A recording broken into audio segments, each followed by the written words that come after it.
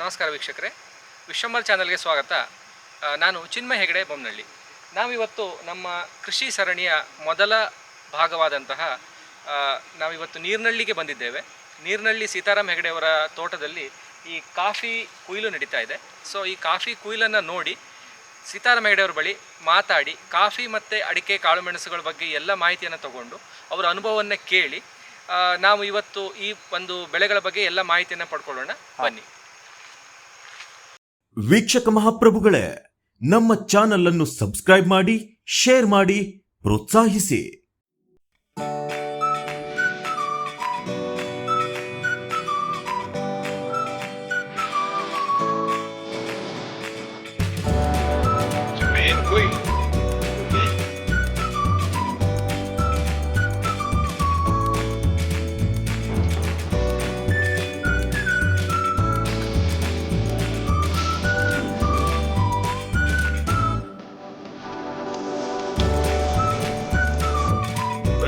ಒಟ್ಟು ಮಾಡೋದು ಹೆಂಗೆ ನಾಗಳಿ ಚಾಲು ಟೆಂಪು ಒಟ್ಟು ಅಂತಿಲ್ಲ ಕೊಡ್ತೀವಿ 100-200 ರೂಪಾಯಿ. ನಮ್ಮಲ್ಲಿದ್ದು ಸೇಮ್ ದೀಪಾರಾಧನೆ ಕಾಣಿಕೆ ಒಟ್ಟು ಮಾಡೋದಾಗೇ ಯೋಚನೆ ಸರಿ. ನಾ ಎಂತಂದೆ ಅವ್ರ ಹತ್ರ ನೋಡಿ, ನಾನೊಂದು ನನ್ನ ಅನುಭವ ಹೇಳ್ತೇನೆ, ಮಾಡಿ ಬಿಡಿ. ನಮ್ಮ ಸ್ವರ್ಣಳ್ಳಿ ಮಠ ಅಂತಿದೆ, ಹೊಸದಾಗಿ ಸ್ವಾಮಿಗಳು ಸ್ವೀಕಾರ ಮಾಡ್ಕೊಂಡು ಆಯಿತು. ಅವು ತುಪ್ಪ ಬೇಕಾಗಿತ್ತು.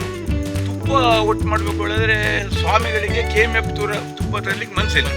ಮಠದಲ್ಲಿ ತುಪ್ಪ ಇಲ್ಲ. ಜನ ಹೇಳ್ರೆ ಅಷ್ಟು ತಂದು ಕೊಡೋದಿಲ್ಲ. 2.5-3 ಕ್ವಿಂಟಲ್ ತುಪ್ಪ ಬೇಕು. ಅವಾಗ ಏನು ಮಾಡಿದ್ರು ಎಲ್ಲ ಕೇಳಿ ಸ್ವಾಮಿಯವರು ಹೇಳಿದ್ರು, ಮನೆಯಿಂದ ಅರ್ಧ ಸೇರು ಕೆಜಿಯಲ್ಲಿ ಅರ್ಧ ಸೇರು 100 ml ತುಪ್ಪ ಕುಡಿಯೋದು. ಎಲ್ಲರಿಗೂ ಪ್ರೀತಿ ಕೂತು ಒಂದೊಂದು ಸೇರ 1 kg ಕೊಟ್ಟರು. 28 ಕ್ವಿಂಟಲ್ ತುಪ್ಪ ಕೊಟ್ಟದ್ದು. 2-3 ಕ್ವಿಂಟಲ್ ಕಡೆಗೆ 5 ಕ್ವಿಂಟಲ್ ಖರ್ಚು ಮಾಡಿ 21 ಕ್ವಿಂಟಲ್ ಮಾರ್ದ. ಹೆಚ್ಚಾಗೋದು ಎಕ್ಸೈಸ್. ಹಂಗೆ ನಂತರ ನೀವು ಕಾಫಿನೇ ಒಟ್ಟು ಮಾಡಿ ಬೀಜ ಹಂಗೆ 2 kg ಕೊಡಿ, 3 kg ಕೊಡಿ ಹೇಳಿ ಒಟ್ಟು ಮಾಡಿ. ಈ ದುಡ್ಡು ಕೊಟ್ಟರೆ 200 ರೂಪಾಯಿ ಆಗ್ತೈತಲ್ಲಿ. ಒಟ್ಟು ಮಾಡೋದಕ್ಕೂ ಹೋದ್ಸಲ 500 ರೂಪಾಯಿ ರೇಟ್ ಆಗುತ್ತೆ. ದುಡ್ಡು ಹೆಚ್ಚಾಗೋದು. ಹೆಂಗ ಫೋನ್ ಮಾಡ್ತಾನೆ, ನೀವು ಇನ್ನೊಂದ್ಸಲ ಈ ಸಲ ಬರಬೇಕು ಮತ್ತೆ ಒಟ್ಟು ಮಾಡ್ಕೊಳ್ಳಿಕ್ಕೆ ಮಾಡ್ದು ಹೇಳಲ್ಲ ಇಲ್ಲಿ ಹೇಳಿದ್ ಮಚ್ಕಿರಿ. ನಮಸ್ಕಾರ. ನಾವೀಗ ನೀರ್ನಳ್ಳಿ ಸೀತಾರಾಮ್ ಹೆಗಡೆ ಅವರ ನೀರ್ನಳ್ಳಿಯ ತೋಟದಲ್ಲಿದ್ದೇವೆ. ಇಲ್ಲಿ ಈಗ ಸದ್ಯಕ್ಕೆ ನಾವು ಕಾಳುಮೆಣಸು ಮತ್ತು ಕಾಫಿ ಇವೆರಡು ಬೆಳೆಗಳ ಬಗ್ಗೆ ಮಾಹಿತಿ ತಿಳ್ಕೊಳ್ಳಿಕ್ಕೆ ಬಂದಿದ್ದೇವೆ. ಸೀತಾರಾಮ್ ಹೆಗಡೆಗೆ ಸ್ವಾಗತ. ನಮಸ್ಕಾರ. ಸೀತಾರಾಮ್ ಹೆಗಡೆ, ಈಗ ನಿಮ್ಮ ತೋಟವನ್ನು ಒಂದು ವೀಕ್ಷಣೆ ಮಾಡಿದಾಗ ನೀವು ಕಾಫಿ ಮತ್ತು ಕಾಳುಮೆಣಸು ಮತ್ತು ಅಡಿಕೆ ಈ ಮೂರನ್ನು ವಿಶೇಷವಾಗಿ ಬೆಳೀತಾ ಇದ್ದೀರಿ ಅಂತ ಕಂಡು, ಇದರಲ್ಲಿ ನಾವು ಮುಖ್ಯವಾಗಿ ನಮ್ಮ ಮನಸ್ಸಿನಲ್ಲಿ ಬರೋದು ಏನಂದರೆ ಅಡಿಕೆ ಜೊತೆ ಕಾಫಿ ಮತ್ತು ಕಾಳುಮೆಣಸನ್ನೇ ಮಾಡಬೇಕು ಅಂತ ನಿಮಗೆ ಪ್ರೇರಣೆ ಏನು ಮತ್ತು ಕಾರಣ ಏನು? ಮೊದಲೇ ನಾವು ಅಡಿಕೆ ತೋಟದಲ್ಲಿ ಕಾಳುಮೆಣಸು ಆಮೇಲೆ ಬಾಳೆಯನ್ನು ಬೆಳೀತಾ ಇದ್ವಿ. ಬಾಳೆ ಲಾಭದಾಯಕವಾಗಿ ಕಾಣಲಿಲ್ಲ. ಬಾಳೆಗೂ ಕಟ್ಟೆ ರೋಗ ಬಂತು. ಆಮೇಲೆ ಕೋಕೋವನ್ನು ಬೆಳೀಲಿಕ್ಕತ್ವಿ. ಕೋಕೋದ ರೋಗ ಹೆಚ್ಚಾಗಿ ಕೋಕೋದಿಂದ ಮೆಣಸಿಗೂ ರೋಗ ಬರಲಿಕ್ಕತ್ತು. ಆನಂತರ ಮಿಶ್ರ ಬೆಳೆ ಯಾವುದು ಮಾಡಬೇಕು ಅಂತ ಉಪಬೆಳೆಯಾಗಿ ನೋಡ್ತಾ ಇದ್ವಿ. ಅಷ್ಟೊತ್ತಿಗೆ ನಮಗೆ ಇವರು ಡಾಕ್ಟರ್ ವೇಣುಗೋಪಾಲರ ಪರಿಚಯ ಆಯಿತು. ಅವರು ಕಾಫಿಯನ್ನು ತೊಗೊಳ್ಬೋದು ಅಂತ ಹೇಳಿದರು. ಚಂದ್ರಗಿರಿ ಕಾಫಿಯನ್ನು ನಾಟಿ ಮಾಡಿ 6 ವರ್ಷ ಆಯಿತು. 3ನೇ ವರ್ಷದಿಂದ ಉತ್ತಮ ಫಸಲು ಬರಲಿಕ್ಕೆ ಹಿಡಿದಿದೆ. ಈಗ ಉತ್ತಮ ಅಂದರೆ ಮೊದಲು ನಮಗೆ ಒಂದು ಎಕರೆಗೆ ಒಂದು 10,000ದಂತೆ ಸಿಕ್ತು. 10ರಿಂದ 15,000. ಹೋದ ಬೆಳೆಯಲ್ಲಿ 1,00,000 ರೂಪಾಯಿ ಬಂತು ಎಕರೆಗೆ. ಈ ವರ್ಷ ಅದರ 2 ಪಟ್ಟು ಆಗ್ಬೋದು ಅಂತ ನನ್ನ ಅನಿಸಿಕೆ. ನಾವು ಅಡಿಕೆ ತೋಟದಲ್ಲಿ ಕಾಫಿ ಮಾಡಲಿಕ್ಕೆ ಮೂಲತಃ ಒಂದು ತಯಾರಿ ಅಂತ ಹೇಳಿದ್ರೆ ಯಾವ್ಯಾವ ರೀತಿಯಾದಂತಹ ತಯಾರಿಗಳ ಅವಶ್ಯಕತೆ ಇದೆ? ಸಾಮಾನ್ಯವಾಗಿ ನಮ್ಮದು ಅಡಿಕೆ ತೋಟ ಮಾಡಿ ಒಂದು 10 ವರ್ಷದ ನಂತರ ಕಾಫಿಯನ್ನು ನಾಟಿ ಮಾಡಬೇಕು. ಅಡಿಕೆ ನಾಟಿ ಮಾಡಿ ಅದಕ್ಕೂ ಮೊದಲದು ಉಪಬೆಳೆ ಕಾಫಿಯನ್ನು ತೊಗೊಳ್ಲಿಕ್ಕಾಗೋದಿಲ್ಲ. ಅದಕ್ಕೆ ಇದು ಬೇಕು, ನೆರಳು ಬೇಕು. ಆ ನಂತರ ನಾವು ಇಲ್ಲಿ 9 ಅಡಿಕೆ ತೋಟದಲ್ಲಿ ನಡುವೆ ಹಾಕ್ಕೊಂಡು ಹೋಗಿದ್ದೀವಿ ಒಂದೊಂದು ಗಿಡವನ್ನು. ಅಂದರೆ 540 ಅಡಿಕೆ ಇದ್ದರೆ 540 ಕಾಫಿ ಕೂಡಿರುತ್ತೆ. ಕಾಳುಮೆಣಸು ಮತ್ತು ಕಾಫಿ ಗಿಡಗಳನ್ನು ಯಾವ ಸಮಯದಲ್ಲಿ ನೆಡಬೇಕು ಮತ್ತು ಹೇಗೆ ನೆಡಬೇಕು? ಕಾಫಿ ಮತ್ತು ಕಾಳುಮೆಣಸನ್ನು ಮಳೆ ಪ್ರಾರಂಭವಾಗಿ ಜೂನ್ ಜುಲೈದಲ್ಲಿ ಮಳೆ ಹೊಳವಿದ್ದಾಗ ಅವಾಗ ನಾಟಿ ಮಾಡೋದು ಉತ್ತಮ. ನಮ್ಮಲ್ಲಿ ಮೃಗಶಿರ ಮಳೆ ಹೇಳ್ತಾ ಆ ಮಳೆ ಒಳ್ಳೆ ಮೊದಲನೇ ವಾರ 2ನೇ ವಾರ ಅದು ನಾಟಿ ಮಾಡೋದು ಉತ್ತಮ. ಅವು ಹೆಚ್ಚಿಗೆ ಬೇರು ಕೊಡ್ತು. ನಾನು ಹೇಳಿದಂಗೆ ಮೆಣಸಿನ ಬಳ್ಳಿಯನ್ನು ಬುಡ ಸ್ವಲ್ಪ ಎತ್ತರ ಮಾಡ್ಕೊಂಡು ಹೀಗೆ ಸುತ್ತಲೂ ಏರ್ ಮಾಡಿ ಅದನ್ನು ಒಂದು ಕುಳಿ ಮಾಡಿ ಅದರೊಳಗೆ ರಾಕ್ ಫಾಸ್ಫೇಟು ದಡ್ಡಿ ಗೊಬ್ಬರ ತುಂಬಿ ಮೊದಲೇ ತಯಾರಿ ಮಾಡಿ ಇಟ್ಕೊಂಡು ಮೊದಲೇ ಅವಾಗ ಒಂದು ಸಣ್ಣಕ್ಕೆ ತೆಗೆದು ನೀವು ಕೊಟ್ಟೆ ಆದರೆ ಕೊಟ್ಟೆ ನೆಡಬೇಕು. ಬಳ್ಳಿ ದಂಟು ಇದ್ರೆ ನಮ್ಮಲ್ಲಿ ಅದನ್ನು ನೆಟ್ಟು ಮಾಡ್ಕೊಂಡು ಹೋಗ್ಲಿಕ್ಕೆ 2 ಬರ್ತು. ಆದರೆ ನೀವು ಮೆಣಸನ್ನು ತಯಾರಿಯಾದ ಕೊಟ್ಟೆನೆ ನೆಟ್ಟರೆ 100ಕ್ಕೆ 100 ಗ್ಯಾರಂಟಿ ಬದುಕೋದು. ಈ ಏನು ನಾವು ಬಳ್ಳಿ ನೆಟ್ಟಾಗ್ತು ಪುಡಿಯ ಅದರಲ್ಲಿ ಒಂದು 70% 60% ಬದುಕು, ಬಾಕಿ ಹೋಗ್ತು. ಹಾಗಾಗಿ ನನ್ನ ಲೆಕ್ಕದಲ್ಲಿ ಒಳ್ಳೆ ಮೆಣಸು ತಯಾರು ಮಾಡ್ಕೊಂಡು ಕೊಟ್ಟೆ ಒಳಗೆ ಅದು ನೆಡೋದು ಒಳ್ಳೆ ಉತ್ತಮ. ಈಗ ಕಾಫಿ ಕೂಡ ನಾವು ಅದೇ ಸಮಯದಲ್ಲಿ ರೆಡಿ ನಾವು ಕೊಟ್ಟೆ ಮಾಡ್ಕೊಂಡು ಇದೇ ರೀತಿ ಒಂದ್ರ ಕುಳಿ ಮಾಡಿ ಮಿಕ್ಸ್ ಮಾಡಿ ಅದರಲ್ಲಿ ಕಾಫಿ ಕುಳಿಯೊಳಗೆ ಒಂದು ಹಾರೆ ಹೊಡೀರಿ ನೀವು. ಅಂದ್ರೆ ಕಾಫಿ ತಾಯಿ ಬೇರೆ ಇದ್ದಕ್ಕೆ ನಾವು ಗೊಬ್ಬರ ಕಲಸಿ ಮುಚ್ಚತಕ್ಕ ಅದು ಮುಚ್ಚಿಗೆ, ಹಂಗಾಗಿ ಅದ್ರಲ್ಲಿ ತಾಯಿ ಬೇರೆ ಆಳದವರೆಗೆ ಹೋಗಿ ಒಳ್ಳೆ ಆಗ್ತದೆ. ಅಂದ್ರೆ ಒಂದು ಹಾರೆ ಹೊಡೆದು ಅದರಲ್ಲಿ ನೆಡೋದ್ರಿಂದ ಹಾರೆ ಹೊಡೆದು ನಮ್ಮ ಮಣ್ಣೆಲ್ಲ ತುಂಬಿಡೋದು. ಸರಿ ಸರಿ. ಆಳದವರೆಗೆ ಗೊಬ್ಬಿ ಬೇರಲ್ಲಿಗೆ ಹೊಡೆದು ಆಮೇಲೆ ಒಂದು ಹಾರೆ ಹೊಡೆದು ಆಮೇಲೆ ಮಣ್ಣು ಮುಚ್ಚ. ಸರಿ ಸರಿ. ಅಂದ್ರೆ ಒಂದು ನೇರವಾಗಿ ಒಂದು ಕೆಳಗೆ ಹೋಗಿ. ಹೌದು, ಅಂದ್ರೆ ನಾವು ಒಂದು ಕುಳಿ ಮಾಡಾಗಿರ್ತು, ಹಾರೆ ಹೊಡೆದ್ರೆ ಅದು 1 ಫೂಟ್ ಹೋಗಿರ್ತು. ಅವಾಗ ನಾವು ಗೊಬ್ಬರನಷ್ಟು 2 ಫೂಟ್ ಆಳದ ಕುಳಿ ಮಾಡ್ದಂಗ ಅದ್ರೊಳಗೆ ನಾವು ಸಾಮಾನ್ಯ ಮಧ್ಯಾಹ್ನ ಹೊಡೆದಿವಿ. ಅದಕ್ಕೆ ಮಧ್ಯಾಹ್ನ ತಾಯಿ ಬೆಳವಣಿಗೆಗೆ ಅನುಕೂಲ ಆಗ್ತದೆ. ಒಳ್ಳೆ ನನ್ನ ಕಲ್ಪನೆ ಆಗ್ತದೆ, ಒಳ್ಳೇದಾಗ್ತದೆ ನನ್ನ ಅನಿಸಿಕೆ. ಆಮೇಲೆ ಈಗ ಅಂದ್ರೆ ಉದಾಹರಣೆಗೆ ಈಗ ಅಡಿಕೆ ಗಿಡ ಇಲ್ಲಿ ಉಂಟು ಅಂದ್ರೆ ಇದರಿಂದ ಸಾಮಾನ್ಯ 1.5 ಅಡಿ ಹೊರಗೆ ಒಂದು ಕಾಲಡಿ ಸಾಕು. 1 ಅಡಿ ಸಾಕು. 1 ಅಡಿ ಹೊರಗೆ ಒಂದ್ರ ಕುಳಿ ಮಾಡಿ ಅಡಿಕೆ ಗಿಡದ ಕಡೆ ಮುಖ ಮಾಡಿ ಸ್ವಲ್ಪ ಬಾಚಿ ನೆಡೋದು ಮೆಣಸಿನ ಇದು. ಆಮೇಲೆ ನೀವ್ ಹೇಳ್ದಂಗೆ ಈ ಮೇಲ್ಗಡೆಯಿಂದ ಅಡಿಕೆ ಹೆಡ ಬೆಳೆದು ಹೋದಾಗ ಅಥವಾ ಕೋಲಿನ ಸಪೋರ್ಟ್ ಕೊಡಿ. ಇದಕ್ಕೆ ಮೆಣಸಿಗೆ 1 ಕೊಟ್ಟರೆ ಸಾಕು. ಕಾಫಿಯಲ್ಲಿ 3 ಕೊಡಿ, ಕಾಫಿ ಗಿಡಕ್ಕೆ 3 ಕೊಡಿ ದಬ್ಬೆ. ಅಂದ್ರೆ 3 ದಿಕ್ಕಿನಿಂದ ಈ ರೀತಿ 3 ದಿಕ್ಕಿನಿಂದ ಕೊಟ್ಟರೆ ಮೇಲೆ ಸೋಗೆ ಬಿದ್ದರೆ ಅದ್ರ ಮೇಲೆ ಬೀಳ್ತೀನಿ.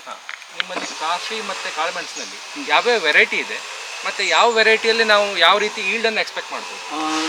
ಕಾಫಿಯಲ್ಲಿ 2 ವೆರೈಟಿ, ಅರೇಬಿಕಾ ಮತ್ತು ರೊಬೆಸ್ಟಾ ಅಂತ. ಅರೇಬಿಕಾ ಜಾತಿ ನಮ್ಮ ಅಡಿಕೆ ತೋಟದಲ್ಲಿ ಉತ್ತಮವಾಗಿ ಬರ್ತದೆ, ಅದು ಅಡಿಕೆ ತೋಟದಲ್ಲಿದೆ.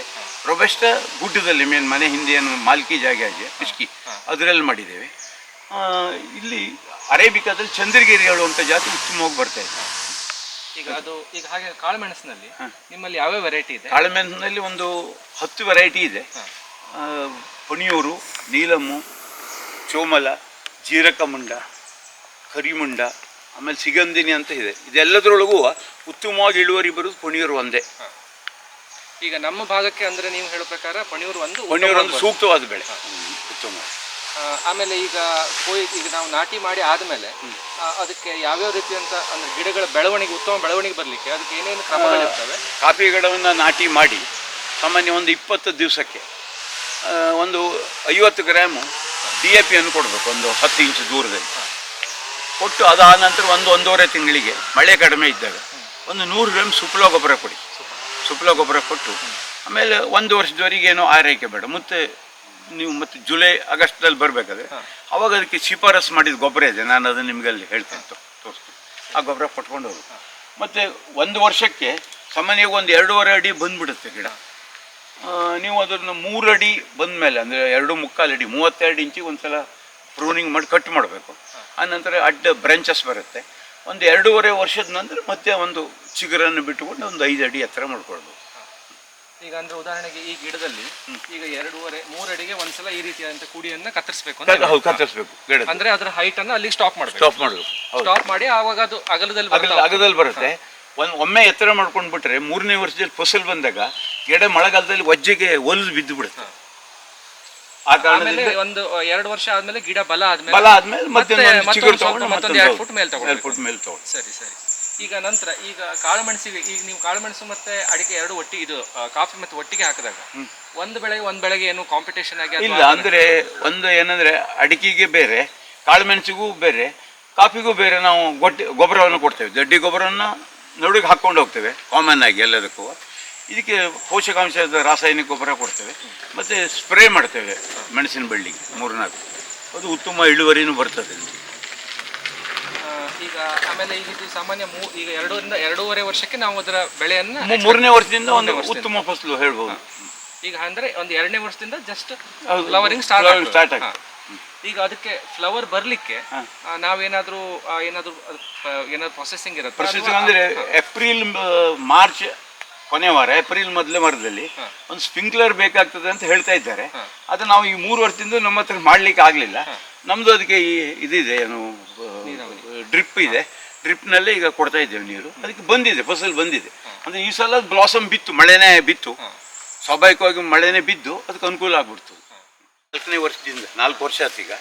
ಭರಣದ ಮಧ್ಯದಲ್ಲಿ ಹಾಕ್ಕೊಂಡು ಹೋಗ್ತಾ ಇದ್ದೀವಿ ಇದೆಲ್ಲ. ಗಡ್ಡಿ ಗೊಬ್ಬರ ಹಾಕ್ತಾ ಇದ್ದೆ. ಹಾಗಾಗಿ ಒಂದನೇದು ಅಂದರೆ ಬುಡದಲ್ಲಿ ಹಾಕಿ ಬಿಸಿ ಬಂದು ಮೆಣಸಿನ ಬಳ್ಳಿ ಸಾಯೋದು ಒಂದು ತಪ್ಪಿತು. ಎರಡನೇದಾಗಿ ಮತ್ತು ಹಂದಿ ಆಗೋದು ಇದಪ್ಪ ಪ್ರಮಾಣನೂ ತಪ್ಪಿತು. ಅಂದ್ರೆ ಈಗ ನೀವು ಹೇಳೋ ಪ್ರಕಾರ ಅಡಿಕೆ ಸಾಲಿನಿಂದ ಮತ್ತೆ 2 ಅಡಿಕೆ ಸಾಲಿನ ಮಧ್ಯದಲ್ಲಿ ನಡುಗೆ ಗಡ್ಡಿ ಗೊಬ್ಬರ ಹಾಕಿ ಹಾಡ್ಕೊಂಡು ಅಂದ್ರೆ ಏನು ಯಾವ ಗಿಡಕ್ಕೆ ಏನು ಪ್ರಮಾಣ ಕೊಡಬೇಕು ಅದನ್ನ ಮಧ್ಯದಲ್ಲಿ ಹಾಡ್ಕೊಂಡು ಹೋಗ್ಬೋದು. ಆ ಗಿಡದ ಬುಡಕ್ಕೆ ಹಾಕೋದ್ರಿಂದ ಅದು ಬಿಸಿಯಾಗಿ ಮತ್ತೆ ಅದರಿಂದ ಏನಾದರೂ ಬೇರೆ ಬೇರುಗಳಿಗೆ ಸಮಸ್ಯೆ ಆಗುವಂತ ಸಾಧ್ಯತೆ ಇದೆ ಅಂತ ನೀವು ಹೇಳ್ತೀರಿ. ಮತ್ತೆ ಕಾಫಿಗೆ ನಾವು ಪ್ರೂನ್ ಮಾಡಿ ಮತ್ತೆ ಅದ್ರದ್ದು ಎಲೆ ಬಿದ್ದಿದ್ದು ಬುಡದಲ್ಲಿ ಅದು ನಾ ಇಲ್ಲಿ ತೋರಿಸ್ತೀನಿ ನೋಡಿ ನಿಮಗೆ. ಒಳ್ಳೆ ಪ್ರಮಾಣದಲ್ಲಿ ಅದು ನೀವು ಕೊಳೆತು ಗೊಬ್ಬರ ಇರ್ತಿದೆ.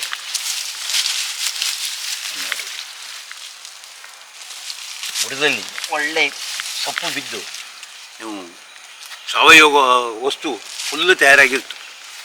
ನಾವೇನು ಹೊರಗಡೆಯಿಂದ ಎಲೆ ಸೊಪ್ಪು ಜರ್ಕಂತ ಅರ್ಧ ಪ್ರಮಾಣ ಇಲ್ಲೇ ಅದು ಕಾಫಿ ಗಿಡದಿಂದ ಸಿಕ್ತು. ದೊಡ್ಡ ಲಾಭ ಅಂದರೆ ನಮಗೆ ಕಳೆದು ಮತ್ತು ಮುಚ್ಚಿಗೆ ಇದ್ರ ಉತ್ಪನ್ನ ಲಾಭನೇ ಬಿಡಿ. ಅದು ಆ ಕೆಲಸದಲ್ಲಿ ಅದು ಉಳಿತು. ಅಂದ್ರೆ ಅದರ ಒಂದು ಲಾಭ ಈ ರೀತಿಯಲ್ಲೂ ಒಂದು ಲಾಭ ಆಯ್ತು, ದೊಡ್ಡ ಪ್ರಮಾಣದ ಲಾಭ ಆಯ್ತು. ನಾವು ಕಳೆ ತೆಗೆಯೋದಕ್ಕೆ ಕೂಡ ಕೂಲಿ ಕಾರಣ ಒಂದು 60% 70% ಉಳಿ. ಈಗ ನೀವು ನೋಡಿದ್ರಲ್ಲಿ ಅಲ್ಲಿ ಪ್ರತಿದಿನಕ್ಕೆ ಈ ಒಂದು ಗಿಡಕ್ಕೆ ಸಾಮಾನ್ಯ ಎಷ್ಟು ನೀರು ಬೇಕಾಗ್ತದೆ ಕಾಫಿ? ನಾವು ಅಡಿಕೆಗೆ ಒಂದು 10 ಲೀಟರ್ ಬಿಡ್ತು. ಅದೇ ಪ್ರಮಾಣದಲ್ಲಿ ಅದಕ್ಕೊಂದು 10 ಲೀಟರ್ ಕೊಡ್ತಾ ಇದ್ದೆ. ಅಂದ್ರೆ ಎಲ್ಲದೂ ಕೂಡ ತಗತ್ತು, ಮೆಣಸು ಅಡಿಕೆ ಎಲ್ಲ ಕೂಡ ತಗತ್ತೋಳಿ ಅದೇ ಪ್ರಮಾಣದಲ್ಲಿ ಕೊಡ್ತಾ ಇದ್ವಿ.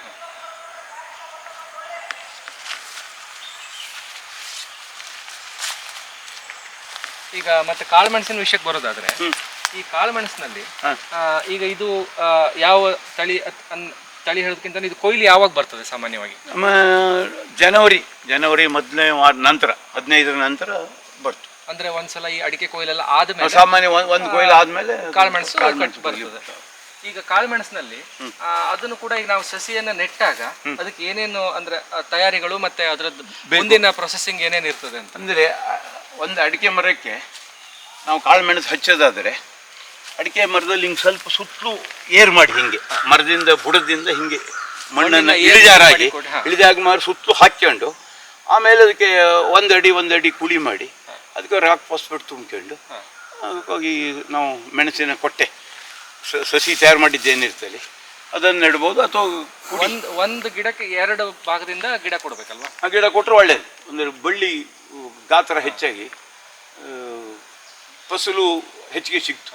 ಈಗ ಆಮೇಲೆ ಅದಕ್ಕೆ ನಾವು ಒಂದೊಂದು 4 ಅಡಿ ಬಂದಂಗೆ ಒಂದು 2 ಅಡಿ ಬಂದಂಗೆ ಕಟ್ನ ಹಾಕಿ ಪುಡಿಯನ್ನ ತುದಿ ಚೂಡ್ತಾ ಇದ್ದರೆ ಬಳ್ಳಿ ದಪ್ಪಾಗಿ ಹರಡಿ ಹಬ್ತು.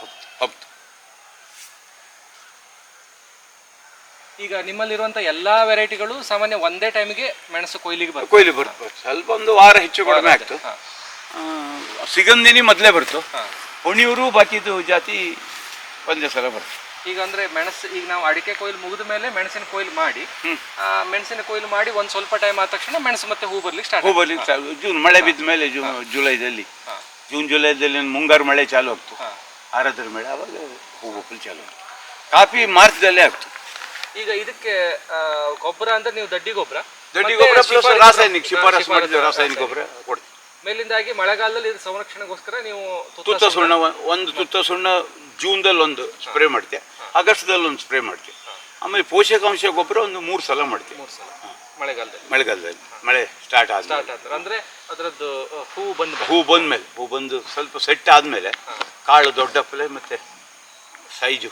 ಆಮೇಲೆ ಈ ಕಾಫಿಗೆ ನಿಮ್ದು ಏನಾದ್ರು ಈ ಔಷಧಿ ಸ್ಪ್ರೇ ಆ ತರದ್ದು ಸ್ಪ್ರೇ ಏನೂ ಇಲ್ಲ ಇದಕ್ಕೆ. ನಂಗೆ ಈಗ 6ನೇ ವರ್ಷದಿಂದನೂ ಒಂದು ಸಲನೂ ಬೋರ್ಡ್ ಈ ಥರ ಹೊಡೆದ್ವಿಲ್ಲ. ಕಾರಣ ಅಂದರೆ ಮೆಣಸಿಗೆ ಮತ್ತು ಅಡಿಕೆಗೆ ಹೊಡೆಯೋಕ್ಕಾರೆ ಅದ್ರ ಮೇಲೆ ಬೀಳ್ತು ಸಾಮಾನ್ಯ, ಅದೇ ಸಾಕಾಗ್ತಾ ಇತ್ತು. ಅವು ಈ ಏನು ಕಾಫಿ ಬೋರ್ಡ್ ನೋವು ಮತ್ತು ತಜ್ಞರು ಎಲ್ಲ ಬಂದು ನೋಡಿದವರು ಯಾವುದೂ ರೋಗ ಇಲ್ಲ ಇಲ್ಲಿ ಹೇಳ್ತಾ ಇದ್ದೆ ಕಾಫಿ. ಈ ಕಾಫಿ ನಮ್ಮ ಹವಾಮಾನಕ್ಕೆ ಒಳ್ಳೆ ಸೂಟ್ ಆಗ್ಬತ್ತು, ಅನುಕೂಲ ಆಗಿ. ಅಂದರೆ ಈಗ ನಾವು ನಮ್ಮ ಭಾಗದಲ್ಲಿ ಏನು ಈಗ ಸದ್ಯಕ್ಕೆ ಎಲೆ ಚುಕ್ಕಿ ರೋಗ ಅದೊಂದು ಭಯ ಉಂಟಲ್ಲ, ಅದನ್ನ ಹೋಗಲಾಡಿಸ್ಲಿಕ್ಕೆ ಬೆಳೆಸ್ಕೊಂಡ್ರೆ ಇನ್ನೊಂದು ಆದಾಯ ಆಗ್ತದೆ. ಈಗ ನಮ್ಮ ತೋಟದಲ್ಲಿ ನೀವು ನೋಡಿ ಸಾಮಾನ್ಯ ಎಲೆ ಚುಕ್ಕೆ ರೋಗ ಎಲ್ಲೂ ಇಲ್ಲ. ಒಂದನೇದು ಅದಕ್ಕೆ ಗೊಬ್ಬರ ಕೊಡೋದು ಅಡಿಕೆಗೆ ಎಲ್ಲದಕ್ಕೂ ನಿರ್ವಹಣೆ, ಅದು ಒಂದು ಕಾರಣ ಇತ್ತು. ಈಗ ಮತ್ತೊಂದು ಈಗ ಈ ಕಾಫಿ ಮತ್ತೆ ಕಾಳುಮೆಣಸಿಗೆ ಯಾವ್ದಾದ್ರು ಅಂದ್ರೆ ಈ ವಿಶೇಷವಾದಂತಹ ರೋಗ ಅದಕ್ಕೋಸ್ಕರನೇ ಅಂದ್ರೆ ಅದಕ್ಕಾಗಿ ಬರುವಂತಹ ರೋಗಗಳು ಆ ಥರದ್ದು ಯಾವ್ದಾದ್ರು ವಿಶೇಷವಾಗಿ ಉಂಟು? ಕಾಫಿಗೆ ಬಂದಿದ್ದು ಕಂಡಿದ್ದೇನೆ. ಹಾಂ, ಕಾಳು ಮೆಣಸಿನಲ್ಲಿ ಸೊರಗು ರೋಗ, ಆಮೇಲೆ ಬ್ಲ್ಯಾಕ್ ಸ್ಪಾಟ್ ಅದು ಇತ್ತು. ಅದು ನಾವು ಮೊದಲೇ ಬೋರ್ಡ ಹೊಡ್ಕೊಂಡ್ರೆ ಅದು ಕಂಟ್ರೋಲ್ ಮಾಡ್ಲಿಕ್ಕೆ. ಈ ಸೊರಗು ರೋಗಕ್ಕೆ ಅದು ಅರ್ಧ ನಮ್ಮ ತಪ್ಪಿನಿಂದ ಬರ್ತು. ನಾವು ಅಂದರೆ ಬುಡದಲ್ಲಿ ಕೊಚ್ಚೋದು ಅಥವಾ ಗೊಬ್ಬರ ಸೊಪ್ಪು ಹೆಚ್ಚಿಗೆ ಹಾಕೋದು, ಆ ಕಾರಣದಿಂದ ಬರ್ತು. ಒಂದು ಸ್ವಲ್ಪ ಪ್ರಮಾಣದಲ್ಲಿ ನಮ್ಮ ಮಣ್ಣಿನ ಅಲ್ಲಿ ಅಂಟು ಮಣ್ಣು ಇದಿದ್ರು ಅದು ಬರ್ತು, ಆ ರೋಗ ಬರ್ತು. ಮತ್ತೆ ಮಳೆಗಾಲದಲ್ಲಿ ಆದಷ್ಟು ನೀರು ನಿಲ್ದಿದ್ದಂಗೆ ನಾವು ಇದಕ್ಕೆ ಪ್ಲಾಸ್ಟಿಕ್ ಮಂಚಿಂಗ್ ಮಾಡ್ತೀವಿ. ಅದ್ರ ಮೇಲೆ ನಾನು ಇಲ್ಲಿ ತೋರಿಸ್ತೇನೆ ನಿಮಗೆ, 11 ನಿಮಿಷ ಒಂದು ಸೀಟ್ ಹಾಕಿ ತೋರಿಸ್ತೀನಿ ಇಲ್ಲಿ.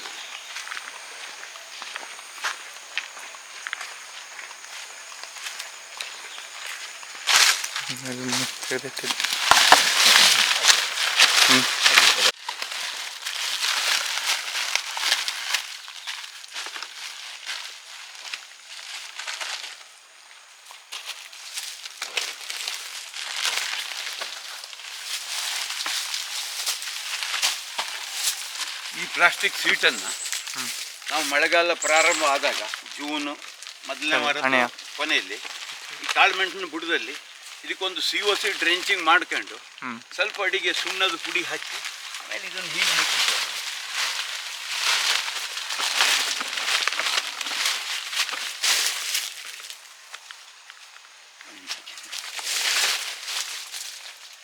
ಹೀಗೆ ಮುಚ್ಚೋದ್ರಿಂದ ಬುಡದಲ್ಲಿ ತೇವ ಕಡಿಮೆ ಆಗಿ, ಅಂದರೆ ಮಳೆಯಲ್ಲಿ ನೀರು ನಮಗೆ ಭಾಳ ಹೆಚ್ಚಿಗೆ ಆಗಿದ್ದಂಗೆ ಸಂರಕ್ಷಣೆ ಕೊಡ್ತು. ಬುಡದಲ್ಲಿ ನೀರಿನ ಕೊರತೆ ನಾವು ಮಳೆಗಾಲ ಪ್ರಾರಂಭದಲ್ಲಿ ಗೊಬ್ಬರ ಕೊಟ್ಟು ಆಮೇಲೆ ಒಂದು COC ಡ್ರೆಂಚಿಂಗ್ ಮಾಡಿ 3 ಲೀಟರ್ 4 COC ಅಂದ್ರೆ ಕಾಪರ್ ಆಕ್ಸೈಡ್, ಬ್ಲೈಟಾಕ್ಸ್ ಅಂತ ಬ್ಲೈಟಾಕ್ಸ್, ಹೌದು.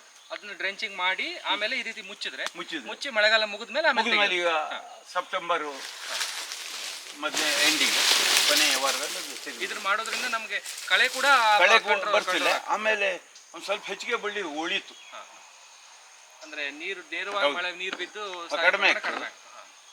ಈಗ ನಮ್ಮ ಭಾಗದಲ್ಲಿ ಹೆಚ್ಚಿನ ರೈತರ ಸಮಸ್ಯೆ ಏನು ಅಂತಂದ್ರೆ, ನಾವೆಲ್ಲ ಕಾಳುಮೆಣಸು ಹಾಕಿ 2 ವರ್ಷ 3 ವರ್ಷ ಆದ್ಮೇಲೆ ಸೊರಗು ರೋಗ ಅಥವಾ ಈ ಯಾವುದೇ ರೀತಿ ರೋಗದ ಸಮಸ್ಯೆಯಿಂದ ಗಿಡಗಳು ತುಂಬಾ ಪ್ರಮಾಣದಲ್ಲಿ ಸಾಯ್ತಾ ಇದ್ದಾವೆ. ನಾವು ಸಾಕಷ್ಟು ರೈತರಲ್ಲಿ ಮಾತಾಡಿದಾಗ ಈ ಒಂದು ಅಭಿಪ್ರಾಯ ಬಂದಿದೆ. ಈಗ ನೀವು ಆ ಸಮಸ್ಯೆ ನಾವು ಹೇಗೆ ಪರಿಹರಿಸ್ಕೊಳ್ಬೋದು ಅಂತ ನೀವು ಹೇಳ್ತೀರಾ? ನಮ್ಮದು ಮೊದಲು ಹೋಗ್ತಿತ್ತು ಆ ಪ್ರಮಾಣದಲ್ಲಿ. ಆ ನಂತರ ನಮಗೆ ಈ ವೇಣುಗೋಪಾಲರು VM ಹೆಗಡೆ ಅವರು ಹೇಳಿದ ಮೇಲೆ ಬುಡವನ್ನು ಹೇಗೆ ನೋಡಿ ಎತ್ತರ ಮಾಡ್ಕೊಂಡಿದೆ. ಎತ್ತರ ಮಾಡಿ ಈ ನಾಟಿ ಮಾಡಿ ಇದಕ್ಕೂ ಬೋರ್ಡ ಮತ್ತು COC ಡ್ರೆಂಚಿಂಗ್ ಮಾಡ್ತೇವೆ, ಬೋರ್ಡನ್ನು ಇದಕ್ಕೆ ಹೊಡಿತೇವೆ. ಹಾಗಾಗಿ ಪ್ರಮಾಣ ಭಾಳ ಕಡಿಮೆ, ಅಂದರೆ ಒಂದು 5% ಇದೆ ಬಿಡಿ, 100ಕ್ಕೆ ಒಂದು 4-5% ಇದೆ. ಅಗದಿ ಕಡಿಮೆ ಪ್ರಮಾಣ ಆಗಿ ಬಳ್ಳಿ ಬದುಕೊಂಡು ಬಂತು. ಅಂದ್ರೆ ಈಗ ಮಣ್ಣನ್ನು ಏರ್ಮಡಿ ಮಾಡಿ ನೆಟ್ಟು ಆಮೇಲೆ ಗೊಬ್ಬರವನ್ನ ಗಿಡದ ಬುಡಕ್ಕೆ ಕೊಡದೆ ಸ್ವಲ್ಪ ಹೊರಗೆ ಕೊಡೋದು, ದೂರದಲ್ಲಿ ಕೊಡೋದು, ಮತ್ತೆ ಮುಚ್ಚಿಗೆ ಮಾಡಿ ಅದಕ್ಕೆ ಸರಿಯಾದ ಪೋಷಕಾಂಶಗಳನ್ನು ಕೊಡೋದ್ರಿಂದ ಗಿಡಗಳನ್ನು ಉಳಿಸ್ಕೋಬಹುದು. ಮತ್ತೆ ರಾಸಾಯನಿಕ ಗೊಬ್ಬರನ್ನು ನಾವು ಕೊಡೋದಿದ್ರೆ ನಾವು ಕೊಡ್ತೇವೆ, ಅದನ್ನು ಹೊರಗಡೆ ಮರದಿಂದ 1.5-2 ಅಡಿ ಹೊರಗೆ ಹಾಕೊಂಡು ಹೋಗೋದು. ಅದನ್ನು ಈಗ ಕಾಲಿಗೆನು ಕೂಡ ನೀವು ಹೇಳೋ ಪ್ರಕಾರ 1.5 ಅಡಿ ಇರಬೇಕು, 6 ಅಡಿ ಬೇಕು. ಮೆಣಸು ಕಾಫಿ ಬೆಳೆಯೋದಾದ್ರೆ ಉತ್ತಮವಾಗಿ ಅದು ಅಷ್ಟು ಇದ್ರೆ ಬಿದ್ದು ನೀರು ಹೋಗ್ಲಿಕ್ಕೆ ಕಾಲು ಬೇಕು. ಏನು ನಾವು ಡ್ರೈನೇಜ್ ಮಾಡಿದರೆ ಒಳಗಿನ ಜವಳ ಹೋಗ್ತು. ಮಳೆ ಜೋರು ಬಿದ್ದಾಗಿ ನೀರು ಹೋಗ್ಲೆ ಓಪನ್ ಕಾಲಿಗೆ ಬೇಕೇ ಬೇಕು, ನೀರು ಬೇಕೇ ಬೇಕು, ವ್ಯವಸ್ಥೆ ಬೇಕೇ ಬೇಕು. ಈಗ ಆಮೇಲೆ ಈ ಕಾಫಿಯ ಕುಯ್ಲು ಯಾವ ರೀತಿ ಮಾಡ್ತೀರಿ? ಆ ಕುಯ್ಲಲ್ಲಿ ವೆರೈಟಿಗಳು ಯಾವುದು ಮತ್ತೆ ಅದರ ಪ್ರೊಸೆಸಿಂಗ್ ಬಗ್ಗೆ ಸ್ವಲ್ಪ ಮಾಹಿತಿ. ಕಾಫಿ ಕುಯ್ಲು ಅಂದರೆ ಈ ಅಕ್ಟೋಬರ್ ತಿಂಗಳಲ್ಲಿ, ಅಕ್ಟೋಬರ್ 10ರಿಂದ ಸಣ್ಣ ಪ್ರಮಾಣದಲ್ಲಿ ಹಣ್ಣಾಗ್ತು. ಅವಾಗ ಒಂದ್ಸಲ ಕೊಯ್ತಿ. ಕೊಯ್ದು ಸಣ್ಣ ಪ್ರಮಾಣದಲ್ಲಿ ಇದ್ದಾಗ ಈ ಪಾರ್ಚ್ಮೆಂಟ್ ಮಾಡೋದು ಕಷ್ಟ. ಅದನ್ನು ಹಾಗೆ ಮತ್ತೆ ಇದು ಚೆರಿ ಅವೆರಡರ ಮಧ್ಯೆ ವ್ಯತ್ಯಾಸ ಡಿಫರೆನ್ಸ್ ಅಂದರೆ, ಕೊಯ್ದಂಥ ಹಣ್ಣನ್ನು ಹಾಗೆ ಬಿಸಿಲಿಗೆ ಒಣಸಿ 12 ದಿವಸ ಬೇಕು. ಸಾಮಾನ್ಯ 12 ದಿವಸ ಬಿಸಿಲಿಗೆ ಒಣಸಿ ತುಂಬಿಡೋದಕ್ಕೆ ಚೆರಿ ಎಂಬ. ಅದೇ ಕೊಯ್ಲು ಮಾಡಿದ ದಿವಸನೇ ಅದನ್ನು ತಗೊಂಡು ಮಷೀನ್ನಲ್ಲಿ ಮೇಲಿನ ಸೊಪ್ಪೆ ತೆಗೆದು ಅದು ಒಳಗೆ ಬೇಳೆ ಹಾಕ್ತು, ವೈಟ್ ಕಲರ್ ಬರ್ತದೆ. ಅದನ್ನು ಮಾಡಿದರೆ ಅದು 4 ದಿವಸ ಕೊಣುತ್ತೆ. ಅದನ್ನು ಪಾರ್ಚ್ಮೆಂಟ್ ಒಳ್ಳೆ. ಈಗ ದರದಲ್ಲೂ ಕೂಡ ದರದಲ್ಲಿ ವ್ಯತ್ಯಾಸ, ಸಮ ವ್ಯತ್ಯಾಸ ಇತ್ತು. ನೀವು ಚೆರಿ ಮಾಡಿದರೆ 1 ಕ್ವಿಂಟಲಿಗೆ 35,000 ರೂಪಾಯಿ ಸಿಕ್ತು. 30ರಿಂದ 32,000, 30ರಿಂದ 32 ಅಲ್ಲ ತಪ್ಪಿವ್ರು. ಪಾರ್ಚ್ಮೆಂಟ್ ಮಾಡಿದರೆ 1 ಕ್ವಿಂಟಲಿಗೆ ಈಗ 26ರಿಂದ 28,000 ರೂಪಾಯಿ ಸಿಕ್ತು. ಅದು 1 ಕ್ವಿಂಟಲ್ ನೀವು ಹಣ್ಣನ್ನು ಕೊಯ್ದು ಒಣಸಿದರೆ ಪಾರ್ಚ್ಮೆಂಟ್ ಮಾಡಿದ್ದು ಚೆರಿಗೆ 25,000 ರೂಪಾಯಿ 35 kg ಬರ್ತದೆ. 1 ಕ್ವಿಂಟಲ್ ಹಣ್ಣನ್ನು ನೀವು ಬಿಸಿಲಲ್ಲಿ ಹಾಗೆ ಒಣಸಿ ಇದ್ರೆ ಚೆರಿ ಅಂತದ್ದು 35 kg ಬರ್ತು. ಅದಕ್ಕೆ 26ರಿಂದ 28 ಸಾವಿರ ರೂಪಾಯಿ ಸಿಕ್ತು. ಅದನ್ನೇ ನೀವು ಪಾರ್ಚ್ಮೆಂಟ್ ಮಾಡಿದರೆ ಅದು 25 kg ಸಿಕ್ತು. ಅದಕ್ಕೆ 54ರಿಂದ 55 ಸಾವಿರ ರೂಪಾಯಿ ಸಿಕ್ತು. ಅಂದ್ರೆ ನೀವು ಹೇಳೋದು ಟೋಟಲ್ ಈಗ 1 ಕ್ವಿಂಟಲ್ ಒಣಸದಾಗ ಹಣ್ಣು ಕೊಯ್ದು ಒಣಸದಾಗ ಚೆರಿ ಮಾಡಿದ್ರೆ 35 kg, ಪಾರ್ಚ್ಮೆಂಟ್ ಮಾಡಿದ್ರೆ 25 kg ಸಿಗ್ಬೋದು. ಪಾರ್ಚ್ಮೆಂಟ್ ಅಂದ್ರೆ ಸಿಪ್ಪೆನ ಸ್ವಲ್ಪ ಪಾಲಿಶ್ ಮಿಷನ್ ಪ್ರೊಸೆಸ್ ಮಾಡಿ ಅದನ್ನ ಒಣಸಿದಾಗ ಅವಾಗ ಈಗ ನಾವು ಮಾರ್ಕೆಟ್ ಅಲ್ಲಿ ಕೆಲವೊಮ್ಮೆ ಬರ್ತದಲ್ಲ ಕಪ್ಪು ಕಲರ್ ಬೀಜ ಸಿಗ್ತದಲ್ಲ, ಅದು ಪಾರ್ಚ್ಮೆಂಟ್ ಮಾಡಿದ್ದಲ್ವಾ? ಅದು ಅಲ್ಲ, ಅದು ಚೆರಿನೇ, ಕಪ್ಪು ಕಲರ್ ಬೀಜ. ಪಾರ್ಚ್ಮೆಂಟ್ ಮಾಡಿದ್ರೆ ಬೆಳೆದ ವೈಟ್ ಅಥವಾ ಹಸಿರು ಕಲರ್ ಸ್ವಲ್ಪ ಇದಾಗಿದೆ, ಹಸಿರು ಕಲರ್ ಬೆಳೆ ಬರುತ್ತೆ. ಅಂದ್ರೆ ಈಗ ಪಾರ್ಚ್ಮೆಂಟ್ ಮಾಡ್ಬೇಕಾದ್ರೆ ಪೂರ್ತಿ ಹಣ್ಣಾಗಿರ್ಬೇಕು, ಕಾಯಿ ಬರ್ತಿಲ್ಲ. ಚೆರಿಗಾದ್ರೆ ಸ್ವಲ್ಪ ಕಾಯಿ ಬರ್ತು. ಆದ್ರೆ ದರದಲ್ಲಿ ಡಿಫರೆನ್ಸ್ ಡಬಲ್ ಸಾಮಾನ್ಯವಾಗಿ. ಅಂದ್ರೆ 10 kg ತೂಕ ಹೋಗಿರ್ತು, 10 kgಗೆ ನಿಮಗೆ 25 ಸಾವಿರ ರೂಪಾಯಿ. ಆದ್ರೆ ಸ್ವಲ್ಪ ಕೆಲಸ ಜಾಸ್ತಿ. ಆಮೇಲೆ ಈಗ ಮೆಣಸು ಕೆಲಸದ ಲೆಕ್ಕದಲ್ಲಿ ಕಡಿಮೆನೇ ಪಾರ್ಚ್ಮೆಂಟ್ ಮಾಡುದು. ಅಂದ್ರೆ ನೀವು ಚೆರಿ 12 ಬಿಸಿಲು ಒಣಸೋ, ಪಾರ್ಚ್ಮೆಂಟ್ 4 ಬಿಸಿಲು ಮುಗಿದೋಗ್ತು, 8 ದಿವಸ ಒಣಸೋದು ತಪ್ಪು. ಇದು ಮಷೀನ್ ಹಾಕೋದು ಒಂದು ಕೆಲಸ, ಮಷೀನ್ ಬೇಕು ಅದಕ್ಕೆ. ಈಗ ಮತ್ತೊಂದು ಏನಂದ್ರೆ, ಈಗ ನಾವು ಕಾಳು ಮೆಣಸನ್ನು ಕೊಯ್ದ ಮೇಲೆ ಕಾಳು ಮೆಣಸಿನ ಪ್ರೊಸೆಸಿಂಗ್ ಯಾವ್ಯಾವ ರೀತಿ ಇರ್ತದೆ? ಕಾಳು ಮೆಣಸನ್ನು ಕೊಯ್ದ ದಿವಸನೇ ಅದನ್ನ ಮಷೀನಿಗೆ ಹಾಕಿ ಒಳಗಿನ ಗುಂಜಿ ತೆಗೆದು ಉಳಿದಿದ್ದನ್ನ ಶೇಡ್ ನಟ್ಟಿನ ಮೇಲೆ ಹಾಕಿ ಅದಕ್ಕೆ ಮೇಲೆ ಒಂದು ಪ್ಲಾಸ್ಟಿಕ್ ಸೀಟ್ ಹಾಕಿ 1 ದಿವಸ ಬಿಸಿಲಲ್ಲಿ ಇಡ್ತೀಯ, ಸೋಲರೈಸೇಷನ್ ಮಾಡೋದು. ಅದು ಬಿಸಿಲಲ್ಲಿಟ್ಟು ಸಾಯಂಕಾಲ ತೆಗೆದು ಅದನ್ನು ಗುಡ್ಡೆ ಹಾಕಿ ಮುಚ್ಚಿಡ್ತೀಯ, ಚೀಲ ಎಲ್ಲ. ಮತ್ತು ಬಿಸಿ ಬಂದದ್ದು ಒಳಗೆ ಏನಾದ್ರು ಕಪ್ಪಪ್ಪ ಹಸಿರಿದ್ದ ಕಾಳು ಕಪ್ಪಾಗ್ತು, ಬೆಳಗ್ಗೆ ಬಿಸಿಲಿ ಹಾಕ್ತಿ, ಆಮೇಲೆ 3 ಬಿಸಿಲಿ ಒಣಗ್ತದೆ. ಒಟ್ಟು 4 ಬಿಸಿಲು ಬೇಕು. ಅಂದ್ರೆ ಈಗ ಎಲ್ಲಾ ವೆರೈಟಿಗೂ ಸಾಮಾನ್ಯ ಇದೆ. ಹೌದು, ಇದೆ ಸೋಲರೈಸೇಷನ್ ಮಾಡಿದೆ. ಅಂದ್ರೆ ಕಾಳು ಕಲರು ಕಪ್ಪಾಗಿ ಒಂದೇ ರೀತಿ ಕಾಳು ಕಾಣುತ್ತೆ. ಈಗ ನಾವು ಹಾಗೆ ಕೊಯ್ದು ಒಣಸಿದ್ರೆ ಹಣ್ಣಾಗಿದ್ದು ಸ್ವಲ್ಪ ಬೆಳೆಗೆ ಬತ್ತು, ಸ್ವಲ್ಪ ವೈಟು, ಕಾಯಿ ಇದ್ದಿದ್ದು ಸ್ವಲ್ಪ ಜಿಕ್ಕು ನಮ್ನಿ ಎಳೆಕಾಗ್ತದೆ. ಇದ್ರೊಳಗೆ ಅದು ಸೈಜು ದಪ್ಪ ಬಂದು ಒಂದೇ ಲೆಕ್ಕ ಬರುತ್ತೆ. ಆಮೇಲೆ ಕಾಳು ಮೆಣಸಿನಲ್ಲೂ ನಾವು ಅಂದ್ರೆ ಈಗ ಪೂರ್ತಿ ಹಣ್ಣಾದದ್ದನ್ನು ಕೊಯ್ದು ಅದರಲ್ಲಿ ಅದು ಪೂರ್ತಿ ಹಣ್ಣಿದ್ರೆ ಬೋಳ್ಕಾಳಿ ಹಾಕೋದು, ಬಾಕಿ ಉಳ್ಳೆ ಬೆಳೆದ ಕಾಳನ್ನ ಸೋಲರೈಸೇಷನ್ ಮಾಡಿ ನಾರ್ಮಲ್ ಪೆಪ್ಪರ್ ಕಾಳು ಮೆಣಸು ಅಂತ ಒಣಸೋದು. ಅದರಲ್ಲಿ ಈಗ ಬಿಳಿ ಕಾಳಿಗೆ ರೇಟ್ ಜಾಸ್ತಿ. ಅದು ಸ್ವಲ್ಪ ಈ ವರ್ಷದಲ್ಲಿ ಅಂತ ಡಿಫರೆನ್ಸ್ ಆಗಿಲ್ಲ. ಯಾಕಂದ್ರೆ ಬೆಳೆಕಾಳು ನೀವು ಒಣಸಿದ್ರೆ 38 ಇದು ಕಪ್ಪು ಕಾಳನ್ನು ನೀವು ಒಣಸಿದ್ರೆ 38 kg ಬತ್ತು ಒಂದು ಕ್ವಿಂಟಲ್ಗೆ. ಬೆಳೆಕಾಳು ಮಾಡಿದ್ರೆ ಅದು 28 kg ಬತ್ತು. 10 kg ಕಡಿಮೆ. 10 kg ಕಡಿಮೆಗೆ ಈ ಸಲ ಕಾಳು ಮೆಣಸು ಒಂದು 65-66 ಸಾವಿರ ಈಗಿತ್ತು, ಬೋಳ್ಕಾಳು 75 ಇತ್ತು.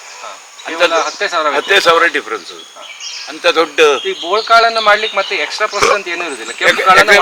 ಕೆಂಪು ಕಾಳು ಹಣ್ಣನ್ನು ತೆಗೆದು ಒಂದು 20 ದಿವಸ ನೀರಿನಲ್ಲಿ ಕೊಳೆ ಹಾಕವು, ಪ್ರತಿ ದಿವಸ ಅದನ್ನ ನೀರು ಬದಲು ಮಾಡೋದು. ಅಡಿಗ ಮಷೀನ್ ನಲ್ಲಿ ತೊಳೆಯೋದು, ಹಾಕಿ ತೊಳೆದು ಆಮೇಲೆ ಮತ್ತೆ ಬಿಸಿಲಿಗೆ ಒಂದು 3 ದಿವಸ ಬೇಕು. ಅಂದ್ರೆ ಅದು ಸ್ವಲ್ಪ 20 ದಿವಸ 25 ದಿವಸ ಬೇಕು. ಈಗ ನಾವು ಇಷ್ಟೊಂದು ಮಾಡಿ ಇದು ಮಾಡಿದ್ಮೇಲೆ ಈಗ ಅಡಿಕೆಗೆ ನಮ್ಮ ಸಿರ್ಸಿ ಭಾಗದಲ್ಲಿ ಅಥವಾ ನಮ್ಮ ಉತ್ತರ ಕನ್ನಡ ಜಿಲ್ಲೆಯಲ್ಲಿ ಉತ್ತಮ ಮಾರ್ಕೆಟ್ ವ್ಯವಸ್ಥೆ ಇದೆ. ಈಗ ಕಾಫಿಗೆ ಮತ್ತೆ ಕಾಳು ಮೆಣಸಿಗೆ ನಾವು ಯಾವ ರೀತಿ ಮಾರ್ಕೆಟ್ ವ್ಯವಸ್ಥೆ ಇದೆ ಮತ್ತೆ ಮುಂದೆ ಅದರದ್ದು ಯಾವ? ಈಗ ಒಂದು ನನ್ನ ಅನಿಸಿಕೆ ಒಂದು 10 ವರ್ಷದಿಂದವ ಕದಂಬದಲ್ಲಿ ಕಾಫಿಗೆ ಈಗ ಕಾಳು ಮೆಣಸಿಗೆ ಒಳ್ಳೆ ಮಾರ್ಕೆಟಿನ ವ್ಯವಸ್ಥೆ ಮಾಡಿ ಮಾರ್ಕೆಟ್ನಿಗಿಂತನೂ 1,500-2 ಸಾವಿರ ರೂಪಾಯಿ ರೇಟ್ ಹೆಚ್ಚಿಗೆ ಕೊಡ್ತಾ ಇದ್ದ. ಈ 2ನೇ ವರ್ಷ ಇದು ಕಾಫಿಗೂ ಟೆಂಡರ್ ಕರೆದು ಏನು ಕಾಫಿ ಬೆಳೆಯೋ ಚಿಕ್ಕಮಗಳೂರು ಬಾಳೆಹೊನ್ನೂರು ಏರಿಯಾದಲ್ಲಿ ಏನ್ ರೇಟ್ ಸಿಗ್ತಾ ಅದನ್ನೇ ಕೊಡಿಸ್ತಾ ಇದ್ದಾರೆ. ನಮ್ಮ ಭಾಗದಲ್ಲೂ ಅಲ್ಲಿಂದನೇ ಬಂದು ಜನ ಬಂದು ಅಲ್ಲಿಂದನೇ ಟೆಂಡರ್ ಬರೆಯೋ ಬಂದು ಒಳ್ಳೆ ಬೆಲೆ ಕೊಡಿಸ್ತಾ ಇದ್ದ. ಮತ್ತೆ ತೂಕದಲ್ಲೂ ಏನು ಮೋಸ ಇಲ್ಲ, ಅವತ್ತಿನ ತೂಕ ಅವತ್ತೇ ಆಗಿ ಖಾತೆಗೆ ಜಮಾ ಆಗ್ತು, ಏನು ಒಳ್ಳೆ ಪಾರದರ್ಶಕವಾಗಿ ವ್ಯವಹಾರ ಆಗ್ತಾ ಇತ್ತು. ಈಗ ನಾವು ಅಡಿಕೆಯನ್ನು ಹೇಗೆ ಸೊಸೈಟಿಗಳಲ್ಲಿ ಹಾಕಿ ವಿಕ್ರಿ ಮಾಡ್ತೇವೆ ಅದೇ ರೀತಿ ಪಾರದರ್ಶಕ ವ್ಯವಸ್ಥೆ ಈಗ ಅಡಿಕೆ ಮತ್ತು ಕಾಳುಮೆಣಸಿಗೂ ಕಾಫಿ ಮತ್ತು ಕಾಳುಮೆಣಸಿಗೂ ಕೂಡ ಅದೇ ರೀತಿ ವ್ಯವಸ್ಥೆ ಇತ್ತು.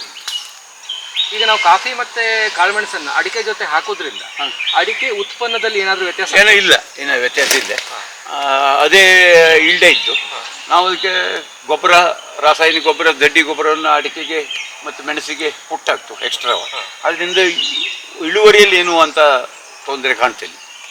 ಮತ್ತೆ ಈಗ ನಾವು ಈ ಥರ ಈಗ ಸ್ವಲ್ಪ ರಾಸಾಯನಿಕಗಳನ್ನು ಬಳಕೆ ಸ್ವಲ್ಪ ಮಟ್ಟಿಗೆ ಇದನ್ನು ಮಾಡೋದ್ರಿಂದ ಈಗ ನಮ್ಮಲ್ಲಿ ಕೆಲವು ಈ ಎಕ್ಸ್ಪೋರ್ಟ್ ಮಾಡಲಿಕ್ಕೆ ಸ್ವಲ್ಪ ಕಷ್ಟ ಆಗ್ತದೆ ಅಂತ ಹೇಳ್ತಾರಲ್ಲ, ನಿಮ್ಮ ಗಮನಕ್ಕೆ ಆ ಥರದ್ದು ಏನಾದ್ರು? ಇಲ್ಲ, ನಾವಂತ ಕೊಡುವಂಥ ರಾಸಾಯನಿಕ ನಾವು ಅದಕ್ಕೆ ಏನು ಪೋಷಕಾಂಶ ಅದಕ್ಕೆ ಬೇಕಾ ಅದನ್ನಾಗೆ ನಾವು ಕೊಟ್ಟಿದ್ದೀವಿ ಸರ್. ಈಗ ಶಿಫಾರಸು ಪ್ರಮಾಣದಲ್ಲೇ ಏನು ತೊಂದರೆ ಇಲ್ಲ.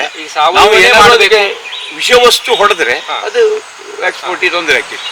ಇದು ರಾಸಾಯನಿಕ ಆಹಾರದ ಲೆಕ್ಕದಲ್ಲಿ ತಗೊಂಬುದಕ್ಕೆ ಏನು ತೊಂದರೆ ಇಲ್ಲ.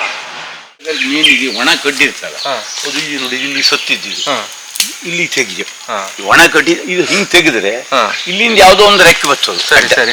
ಇದು ಒಣ ಕಡ್ಡಿ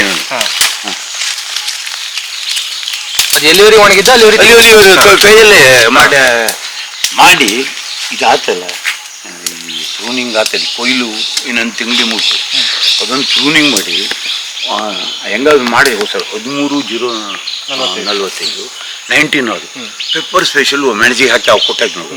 ಒಂದು ಒದ್ದೆ ಮಾಡಿ 20 ದಿವಸಕ್ಕೆ ಮತ್ತೊಂದು ಒದ್ದೆ ಮಾಡೋದು 2 ಸಲ. ಅದ ಹೂ ಬೊಪ್ಪದಕ್ಕವ ಇದು ತಯಾರ ಕಂಡಿರ್ತವೆ ಗಿಡ ಚಲೋ ಎಲೆ ಬಂದು ಹೂ ಬೊಪ್ಪಗಾರ ನಿಂಗೆ ಎಷ್ಟು ಕೊಯ್ಲು ಆದ್ಕೊಂಡೆ ಪ್ರೂನಿಂಗ್ ಅಲ್ಲ, ಕೊಯ್ಲ ಕೂಡ ಪ್ರೂನಿಂಗ್ ಕೊಯ್ಲಾದ್ಕೊಳ್ಳೆ ಪ್ರೂನಿಂಗ್ ಅದೊಂದು ಅಷ್ಟು ಕೆಲಸ ಮಾಡ್ಕೊಂಡ್ಬಿಟ್ರೆ ಮುಗಿದು. ಈ ನಿಮ್ನೆ ಬೆಳೆಹಣ್ಣ ಚಿಕ್ಕಮಗಳೂರು ಎಲ್ಲೂ ಕಾಣುದಿಲ್ಲ. ಈ ಸಲ ಒಂದು ಹೈಯೆಸ್ಟ್ ಇದು ಚಲೋ ಜಬರ್ದಸ್ತ್ ಅಂದ್ರೆ ಜಬರ್ದಸ್ತಿ. ಇಷ್ಟೆಲ್ಲ ಹಿಂಗೆ ಇಷ್ಟು ಕಾಯಿ ಇರುವಂತ ಇದು ಭಾರಿ ಕಡಿಮೆ. ಈಗ ನೀವು ಕೊನೆ ಕೊಯ್ಲು ದೋಟಿನ ಮರ ಹತ್ತದ ಮಾಡ್ತೀವಿ. ಮೊದಲೇ ದೋಟಿನ ಮಾಡಿದ್ದೆ ಒಂದು 3 ವರ್ಷವ. ಅವಾಗ ಕಾಫಿ ಇಷ್ಟ ಆಗಿತ್ತಿಲ್ಲ, ಮೆಣಸು ಡ್ಯಾಮೇಜ್ ಆಗುತ್ತೆ. ಈಗ ಮರ ಹತ್ತೆ ಕೊಯ್ತಾ 19-18 ಎಕರೆ 18 ಎಕರೆ. ಅದ ಇನ್ನು ಮುಂದೆಲ್ಲ ಎಂತ ಮಾಡ್ತೇವೆ ಮುಂದೆ ನೋಡು ಕೊಯ್ಯೋದಂದ್ರೆ ಒಂದು ಸೆಟ್ ಬಂದ್ರೆ ಅವು ಒಂದು 10 ಜನ ಬತ್ತ 10-12 ಜನ ಕೊಯ್ಯವ ಒಬ್ಬವ. ಅವ ಇದಕ್ಕೆ ಎಣ್ಣೆ ಹಾಕೊಂಡು ಮರ ಹತ್ಕೊಂಡ್ರೆ ಸುತ್ತಲಿಂದೆಲ್ಲ ಸಿಗೋದು ಅವ್ರದ್ದೇ ತೆಗಿತ. ಅವ್ನು ಕೆಳಗೊಬ್ಬ ನಿಂತ್ಕೊಂಡಿದ್ದ ಎಡ ಬಲ ಅಂಬ ಅದು ಎಂಥ ಭಾಷೆನ ತಪ್ಪಿಸ್ತ. 95 ಏನು ಜೋಟಿಲ್ ಜಗ್ತಿಲ್ಲ ಅದಕ್ಕಿಂತ ತಪ್ಪಿಸ್ತ. ಅವರದ್ದು ಅಂದರೆ ಅವಕ್ಕೆ ಹೆಣ್ಣಾಳಿಗೆ ಗಂಡಾಳು ಪಗಾರು ಅವ್ನಿಗೆ ಕೊಯ್ಯವಂಗೆ 1,500,000 ಅವಾಗ. ನಿಂಗೆ ಅವ್ರು ಟ್ರ್ಯಾಕ್ಟರ್ ಕೂಡ ಹೋದ್ ಹೊತ್ತಾಗಿ ಇಲ್ಲಿ ಆರ್ಸಕರಕ್ಕೆ ಹಸಿರು ಬೇರೆ ಗೋಟ್ ಬೇರೆ ಹಾಕ್ಬಿಡ್ತು. ಹಾಕಕರಕ್ಕೆ ಬಿಟ್ಟಿಗೆ ಹರೆ ಲಾಲ್ ಹರೆ ಮುಸ್ಲಿಮ್ ಹೆಚ್ಚಿಗೆ ಇರ್ತಾರೆ ಮಾಡ್ಯಾಕೆ ನಿಂಗೆ ಟ್ರ್ಯಾಕ್ಟರ್ 2 ಕೊಟ್ಬಿಟ್ರೆ ತುಂಬ ತಗೊಂಡು ಒಗ್ದು ಬಿಡ್ತವೆ. ಚಲೋ ಕೆಲಸ ಮಾಡ್ತವೆ ಅಗಡ್ಡಿಲಿ. ಈಗ ನಿಮ್ಮ ತೋಟದಲ್ಲಿ ನಾವು ಇನ್ನೊಂದು ವಿಶೇಷ ನೋಡಿದ್ದಂದ್ರೆ ಈ ಗ್ಲಿರಿಸಿಡಿಯಾ ಅಂದ್ರೆ ನಮ್ಮಲ್ಲಿ ಗೊಬ್ಬರ ಗಿಡ ಅಂತ ಹೇಳ್ತೇವಲ್ಲ, ನೀವು ಅದಕ್ಕೆ ಕಾಳುಮೆಣಸನ್ನ ಮಾಡಿದ್ದೀರಿ. ಇದ್ರ ಬಗ್ಗೆ ನಿಮ್ದು ಅಭಿಪ್ರಾಯ ಮತ್ತೆ ಅನುಭವ ಏನು ಅಂತ ಸ್ವಲ್ಪ ಮಾಹಿತಿ ಕೊಡ್ಬೇಕು. ನಮ್ಮದು ಇದು ತೆಂಗಿನ ತೋಟ 25-25 ಇದೆ. ಅದು ಮಧ್ಯದಲ್ಲಿ ಖಾಲಿ ಜಾಗದಲ್ಲಿ ಒಂದು ಮರಕ್ಕೆ ಒಂದು 4 ಗ್ಲಿರಿಸಿಡಿಯಾ ಅಂತೆ ನಾವು ನೆಟ್ವಿ. ನೆಟ್ಟದಕ್ಕೆ ಮೆಣಸಿನ ಬಳ್ಳಿಯನ್ನು ಹಬ್ಬಿಸಿದ್ವಿ. ನಾವು ಇದನ್ನು ಒಂದು 8 ಫೂಟ್ ಎತ್ತರ ಇಟ್ಕೊಂಡಿದ್ವಿ ಗೊಬ್ಬರ ಗಿಡ. ಅದನ್ನೊಂದು 12 ಫೂಟ್ ಇಟ್ಕೊಂಡ್ರೆ ಇನ್ನೂ ಅನುಕೂಲ, ಮೆಣಸು ಉತ್ತಮವಾಗಿ ಬೆಳೀತದೆ. ನೀವು ಅಂದ್ರೆ ಈಗ ಗ್ಲಿರಿಸಿಡಿಯಾ ಗಿಡವನ್ನು ನೆಟ್ಟು ಒಂದು 6 ತಿಂಗಳ ಆದ್ಮೇಲೆ ಗ್ಲಿರಿಸಿಡಿಯಾ ಗಿಡ ನೆಟ್ಟು ನೀವು ಹಾಗೆ ಮೆಣಸು ನೆಡ್ಬೋದು, ಏನು ತೊಂದರೆ ಇಲ್ಲ. ನೀವು ಜೂನ್ದಲ್ಲೇ ಗ್ಲಿರಿಸಿಡಿಯಾ ಗಿಡ ನೆಟ್ಟುಕೊಂಡು ಆಗಿಂದಾಗೆ ಮೆಣಸಿನ ಬಳ್ಳಿ ಹಚ್ಬೋದು. ಗಿಡ ಅಂದ್ರೆ ಅದ್ರದ್ದು ಒಂದು ಕೋಲ್ ನೀವು ಅದನ್ನ ನೇರವಾದಂಥ ಒಂದು 8 ಅಡಿ ಊಟ ಹೊಡೆದು ನಾಟಿ ಮಾಡಿ ಅದಕ್ಕೆ ನೀವು ಆಗಿಂದಾಗೆ ಮೆಣಸು ನೆಡ್ಬೋದು. ಅದ ಮೇಲೆ ಚಿಗುರು ಬಂದಿದ್ದಾನೆ ಒಂದು 12-13 ಅಡಿ ಕಟ್ ಮಾಡಿ. ಅಂದರೆ 13 ಅಡಿ ಇದ್ದರೆ ಮೆಣಸು ಒಳ್ಳೆ ನಿಮ್ಗೆ ಅನುಕೂಲ ಆಗ್ತದೆ ಬೆಳೀಲಿಕ್ಕೆ. ಈಗ ನಾವು ಮೇಲೆ 2 ಇದ್ರ ಬಿಟ್ಟು ಇದಕ್ಕೆ ದಂಟನ ಹೋಗ್ಲಿಕ್ಕೆ ಅಂತ, ಅದಕ್ಕೆ ಗಾಳಿಗೆ ಅಡ್ಡಿ ಬಿದ್ದು ಬಿಡ್ತದೆ, ಇನ್ನು ಗಟ್ಟಿ ಆಗ್ಲಿಕ್ಕೆ ಸಮಯ ಬೇಕು. ಈಗ ಈ ಮೇಲ್ಗಡೆ ಬಂದಿರುವಂತ ಇದನ್ನ ಕತ್ತರಿಸ್ತಾ ಇರ್ಬೇಕು, ವರ್ಷಕ್ಕೆ 1-2 ಸಲ ಕತ್ತರಿಸ್ತಾ ಇರಬೇಕು. ಹಾಗೆ ನೀವು ಈ ತೆಂಗಿಗೂ ಕೂಡ ಮೆಣಸು ಹಾಕಿ ಅದು ಪ್ರಯೋಗ ಮಾಡಿದ ಬರುತ್ತೆ 2 ಬರ್ತದೆ. ಅಡಿಕೆ ಜೊತೆಗೆ ತೆಂಗಿಗೂ ಬರ್ತು, ಮೆಣಸು ಹಾಕಿದ್ರೆ ಒಳ್ಳೆ ಉತ್ತಮ ಇಳುವರಿ ಬರ್ತು. ಈಗ ಅಂದ್ರೆ ತೆಂಗು ಕೊಯ್ಬೇಕಾದ್ರೆ ಮರ ಏನೇ ಹಚ್ಚಿಕೊಂಡು ಕೊಯ್ದು ಮಾಡಬೇಕು. ಈಗ ತೆಂಗಿಗೆ ಮತ್ತೆ ಅಡಿಕೆಗೆ ಮೆಣಸನ್ನ ಮಾಡುವ ವಿಧಾನ ಒಂದೇ ಅದೇ ಸೇಮ್ ನೆಡುವ ವಿಧಾನ ಮತ್ತೆ ಕುಳಿ ಮಾಡೋದು ಎಲ್ಲರೂ ಒಂದೇ.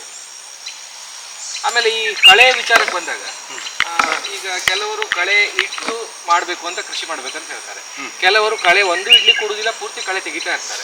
ಈಗ ನಿಮ್ಮ ಅಭಿಪ್ರಾಯದಲ್ಲಿ ಈ ಕಳೆ ಇಡಬೇಕು ಅಥವಾ ಕಳೆಯನ್ನು ಸಂಪೂರ್ಣ ನಾಶ ಮಾಡಬೇಕು, ಕಳೆ ಹಂತ ಹಂತವಾಗಿ ಅದನ್ನು ವ್ಯವಸ್ಥಿತವಾಗಿ ಕಳೆ ಮಳೆಗಾಲದ ದಿವಸದಲ್ಲಿ ಕಳೆ ಇದ್ರೆ ಒಳ್ಳೇದು. ಆ ನಂತರದ ನಮಗೆ ಕೆಲಸಕ್ಕೆ ಅನುಕೂಲ ಆಗಬೇಕು. ಈ ಅಡಿಕೆ ಹೆಕ್ಕಲಿಕ್ಕೆ, ಕಾಫಿ ಕೊಯ್ಲು ಮಾಡ್ಬೇಕಾದ್ರೆ ಓಡಾಡ್ಲಿಕ್ಕೆ ಅವು ಕಳೆಯನ್ನು ಒಂದ್ಸಲ ಕೀಳಬಹುದು ಅಥವಾ ವೀಡ್ ಮಷೀನ್ನಲ್ಲಿ ಒಂದ್ಸಲ ಹೊಡ್ಕೊಂಡು ಅದನ್ನು ಇದ್ರ ಮಾಡ್ಬೋದು. ಅಡಿಕೆ ತೋಟದಲ್ಲಿ ನಾವು ಗೊಬ್ಬರ ಮುಚ್ಚಿಗೆ ಮಾಡೋದಕ್ಕೆ ಅಂತ ಕಳೆ ಬರ್ತಿಲ್ಲ, ಬಂದರೂ ಒಂದ್ಸಲ ವೀಡ್ ಮಷೀನಲ್ಲಿ ಹೊಡೆದ್ರು ಸಾಕು, ಚೊಕ್ಕಾಗೋದು. ಈ ಮಳೆಗಾಲದ ದಿವಸದಲ್ಲಿ ಕಳೆ ತೆಗೆಯೋದು ಬೇಡ, ಭಾಳ ತೆಗೆಯೋದ್ರಿಂದ ಮಣ್ಣು ಅಂಟಾಗ್ತು ಮತ್ತೆ ಮಣ್ಣು ಬಿಗಿತಾ ಹೋಗ್ತು. ಅಂದ್ರೆ ಈಗ ಮಳೆಗಾಲದಲ್ಲಿ ಕಳೆಯನ್ನು ಇಟ್ಕೊಂಡು ಮಳೆ ನಂತರ ಕೆಲಸಕ್ಕೆ ಅನುಕೂಲ ಆಗುವಂಗ ಕಳೆ ತಗೊಂಡು ಅನುಕೂಲ, ತೆಗೆದ ಕಳೆ ಕೂಡ ಅಲ್ಲೇ ಬಿತ್ತು ಒಳ್ಳೆ ಗೊಬ್ಬರ ಮತ್ತೆ ಅದರಿಂದ ಪ್ರಯೋಜನನೇ ಆಗ್ತದೆ. ಅದು ಒಂದು ಡ್ರಾಬ್ಯಾಕ್ ಅಂದರೆ ಒಂದು ಇಡೀ ಫುಲ್ ಕರೆ ಇರ್ತಿದೆ, ಅರ್ಧ ಇದೆ ಹಿಂಗೆ ಆಯ್ತಾ. ನಿಂಗಿದು ಡಿಸೆಂಬರ್ 15ನೇ ತಾರೀಕಿಗೆ ಹಣ್ಣು ಹಪ್ಪಲು ಹಿಡಿತು, ಜಗತ್ನಲ್ಲಿ ಯಾವ್ದು ಹಣ್ಣಾಗಿರ್ತಿಲ್ಲ ಮೆಣಸಿನ ಬಳ್ಳಿ, ನಿಂದು ಒಂದೇ ಹಣ್ಣಾಗ್ತದೆ ಸಿಗಂದಿನಿ. ಇದ್ದು ಹಕ್ಕಿ ಪೂರ್ಣ ಬಂದು ಲೂಟಿ ಮಾಡ್ತೇವೆ, ಭಯಂಕರ. ಅವಕ್ಕೆ ಗೊತ್ತಾಗ್ತಾವ ಪ್ರಾಣಿ ವರ್ಗಕ್ಕೆ. ಮತ್ತೆ ಎರಡನೇದು ಈ ಡಿಸೆಂಬರ್ದಲ್ಲಿ ಕೊಯ್ಲಾದರೆ ಡಿಸೆಂಬರ್ದಲ್ಲಿ ನಿಂಗೆ ಬಿಸಿಲು ಇರ್ತಿಲ್ಲ, ಈ ಸೋಲರೈಸೇಷನ್ ಮಾಡಿ ಕಪ್ಪು ಮಾಡಲ್ಲ ಆಗ್ತಿಲ್ಲ, ಒಂದೊಂದು ಬೂದ್ ಕಲರೇ ಅದೇ ಅದು. ಈ ಕಾಳು ಮೆಣಸಲ್ಲಿ ಯಾವ ಮೆಣಸು ನಂಬದಿ? ನೀವು ಒಂದು ಬಿಟ್ಟರೆ ಇಲ್ಲೇ ಸೆಲೆಕ್ಷನ್ ಅಂದರೆ ಚಲೋ ಬಳ್ಳಿದ್ದು ನೋಡಿ ಅದರ ಹಾಕಿ.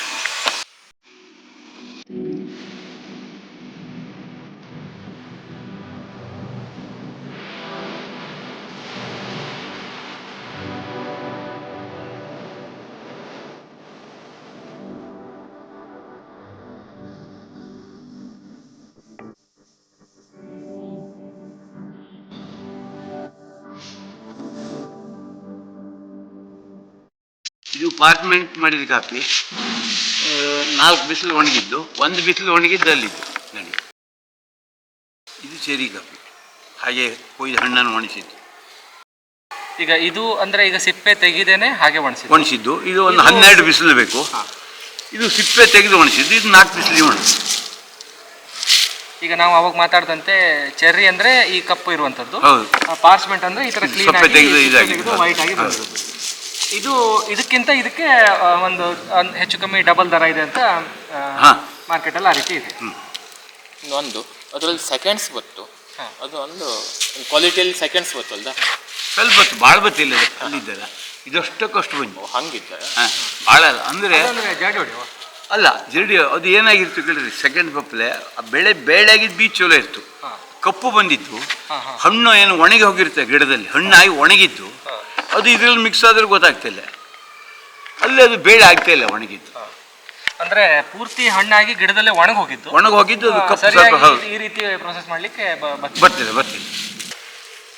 ಅಂದ್ರೆ ಈಗ ಸಾಕಷ್ಟು ನಾವು ಯೂಟ್ಯೂಬ್ಗಳಲ್ಲಿ ಅಥವಾ ಇಂಟರ್ನೆಟ್ನಲ್ಲಿ ಸಾಕಷ್ಟು ಮಾಧ್ಯಮಗಳಲ್ಲಿ ಈಗ ನೋಡ್ತಾ ಇರ್ತೇವೆ, ಕೋಟ್ಯಾಧೀಶ ರೈತ ಅಂತ. ಈ ಕೋಟ್ಯಾಧೀಶ ರೈತ ಆಗ್ಲಿಕ್ಕೆ ನಿಮ್ಮ ಸಲಹೆ ಏನು, ಮತ್ತೆ ಇದ್ರ ಬಗ್ಗೆ ನೀವೇನು ಹೇಳಲಿಕ್ಕೆ ಇಷ್ಟಪಡ್ತೀರಿ? ಕೋಟ್ಯಾಧೀಶ ರೈತ ಆಗಬೇಕು ಹೇಳಿದ್ರೆ ಉಪ ಬೆಳೆಯನ್ನು ಎಲ್ಲ ಬೆಳೆಯನ್ನು ಚೆನ್ನಾಗಿ ಬೆಳಿಬೇಕು. ಬೆಳೆ ಬಂದ ಕೂಡಲೇ ಅದೊಂದೊಂದು 20-25% ನಾವು ಡಿಪಾಸಿಟ್ ಮಾಡ್ಬೋದು. ಒಂದು 4 ವರ್ಷ ತ್ರಾಸಾಗ್ತವ ಅವನಿಗೆ ಜೀವನ ನಡೆಸೋದು, ಕಷ್ಟದಲ್ಲೇ ನಡೆಸೋ, ಅವಾಗ ಅವನು ದುಡ್ಡು ಆಗ್ಬಿಡ್ತಾವ. ಒಂದು 2 ವರ್ಷಕ್ಕೆ 4 ವರ್ಷಕ್ಕೆ ಅವ್ನಿಗೆ ವಾರ್ಷಿಕವಾಗಿ ಏನು ಉತ್ಪನ್ನ ಕೆಲಸಕ್ಕೆ ಬೇಕಾ ಖರ್ಚಿಗೆ ಅಷ್ಟು ಬಡ್ಡಿಲೇ ಬಪ್ಪಷ್ಟಾಗಿ ಹೋಗ್ತಾವ, ಅವನು ಗೆದ್ದು ಬಿಡ್ತಾವ. ಒಂದು ಹಿರಿಯರು, ನಾನು ಹೀಗೆ ಅವರು ಒಳ್ಳೆ ನಮ್ಮಲ್ಲಿ ಬೆಳೆಗಾರರು ಹೌದು, ಒಳ್ಳೆ ಹಣ ಮಾಡಿದಂಥವ್ರು ಹೌದು, ಅವ್ರ ಹತ್ರ ನಾವು ಹಣವನ್ನೇ ಹೇಗೆ ಮಾಡಬೇಕು ಅಂತ ಕೇಳಿದೆ, ದುಡ್ಡನ್ನು ಹೇಗೆ ಮಾಡಬೇಕು ಅಂತ. ಅವರು ಆವಾಗ ಒಂದು ಮಾತನ್ನು ಹೇಳಿದ್ರು, ಲಕ್ಷ್ಮೀ ಬಂದ ಮೇಲೆ ಮನೆಗೆ ಕಾಲು ಮುರಿಬೇಕು ಅಂದರು. ಅರೆ ನನಗೆ ಲಕ್ಷ್ಮೀ ದೇವಿ ಕಾಲು ಮುರಿಬೇಕು ಅಂದರೆ ಏನಪ್ಪ ಅಂತ ಅರ್ಥ ಆಗಲಿಲ್ಲ. ಅವ್ರು ಹೇಳಿದ್ರು ಲಕ್ಷ್ಮೀ ದೇವಿ ಬಂದ ಕೂಡ ಕಾಲು ಭಾಗ ಮುರಿಬೇಕು ಅಂತ, ಹಣವನ್ನು ಇಡಬೇಕು ಅಂತ ಹೇಳಿದರು. ಅದು ಒಳ್ಳೆ ಉದಾಹರಣೆ, ಕಾಲಾಂಶ ಇಡಬೇಕು ಅಂತ.